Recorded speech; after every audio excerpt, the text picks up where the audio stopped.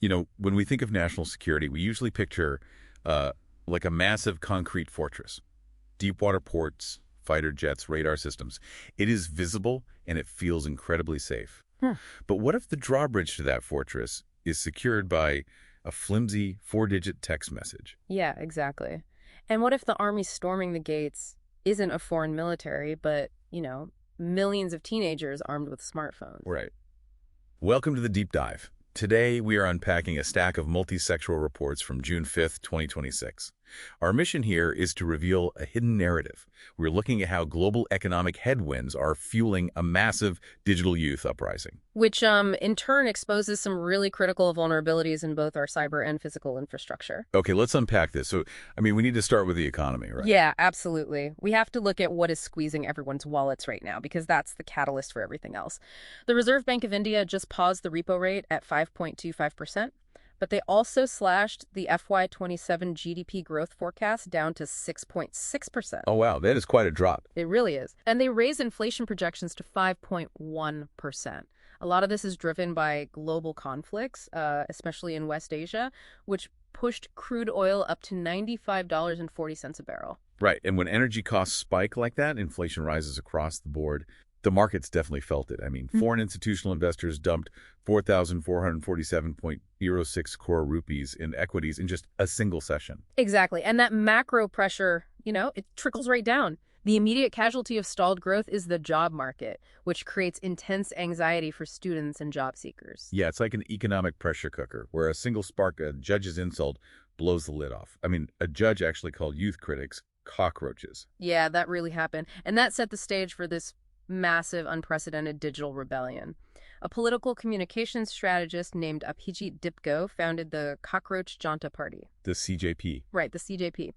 And it is a satirical movement, but it amassed 15 million Instagram followers in just 1 week.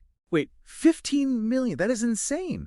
And they're not just staying online, right? They are holding a physical protest at Jantar Mantar right now. Yeah, armed with national flags and books, they are demanding Education Minister Dharmendra Pradhan's resignation over widespread exam irregularities. And, just to be clear for everyone listening, we are just impartially reporting the facts of these events, not endorsing any political stances here. Of course, yeah.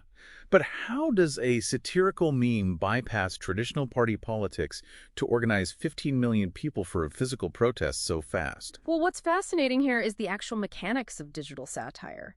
Traditional politics requires massive infrastructure, like local offices, flyers, daily meetings. A meme doesn't. Right, humor just completely lowers the barrier to entry. Exactly. They took a shared, very real grievance-failing exam systems and a bleak job market and used social algorithms to instantly convert digital frustration into decentralized real-world power. And that frustration over failing exam systems points directly to a broader theme of the day, which is securing vulnerable systems.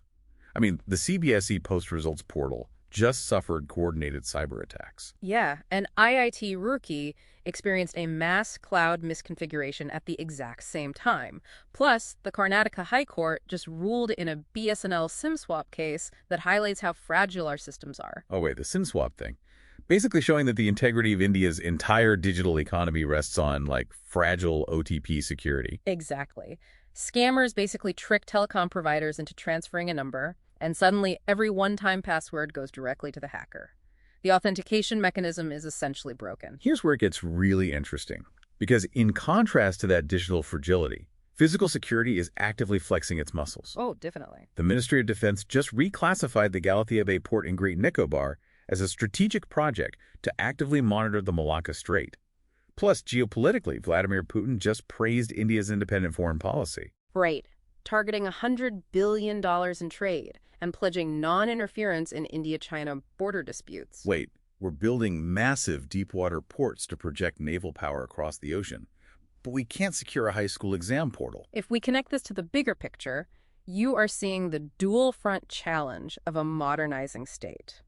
Governments are incredibly good at tangible security. They understand physical choke points and concrete fortresses. Right, the visible stuff. Yeah, but the daily lives of citizens run on cloud servers and text messages.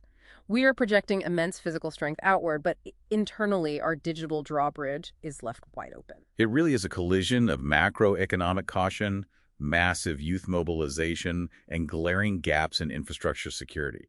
So what does this all mean? It means national security has to be completely redefined. It is not just about guarding the coastline anymore. It is about securing the basic digital systems millions rely on.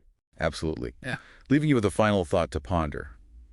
If 15 million decentralized youth can organize a physical protest in 1 week over an exam portal, what happens if these hyper-connected digital networks turn their collective action toward the volatile equity markets or corporate infrastructure next? Right, that concrete fortress won't matter much if the digital gates are left unlocked.